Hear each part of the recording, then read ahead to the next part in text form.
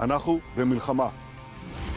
क्या Benjamin Netanyahu को Israel के प्रधानमंत्री पद से हटा दिया गया है? क्या जनता के भारी आक्रोश के बीच ये बड़ा फैसला लिया गया है?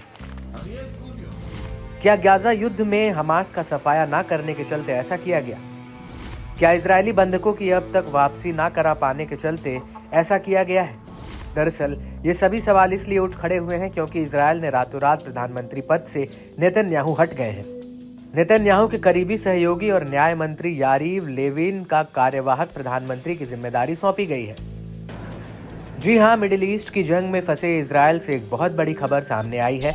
इजरायल इस वक्त कई मोर्चों पर जंग में उलझा हुआ है। हालांकि इस दौरान इजरायल की राजनीति में एक नया घटनाक्रम सामने आ रहा है। 17 सालों से पीएम पद पर रहने वाले 75 साल के नेतन्याहू कई गंभीर बीमारियों से जूझ रहे हैं।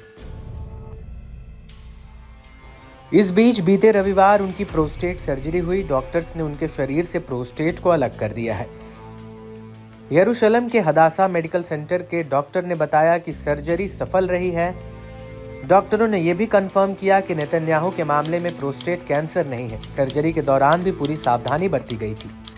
प्रधानमंत्री सर्जरी के बाद होश में आए और वो अच्छी स्थिति में है। उन्होंने डॉक्टर्स का धन्यवाद भी किया है। हालांकि कुछ दिनों तक वो रिकवरी के लिए अस्पताल में डॉक्टर की देखरेख में रहेंगे।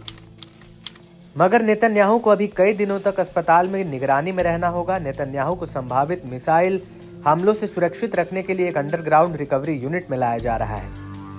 यानी इस अंडरग्राउंड यूनिट पर मिसाइल हमले का भी असर नहीं होगा। बता दें कि इससे पहले भी नेतन्याहू की कई सर्जरी हो चुकी है। पिछले साल नेतन्याहू को डिहाइड्रेशन की वजह से अस्पताल में भर्ती कराया गया था। पिछले साल ही नेतन्याहू को दिल से जुड़ी बीमारी के बारे में पता चला था। इसके बाद उन्हें पेस मेकर लगाया गया था।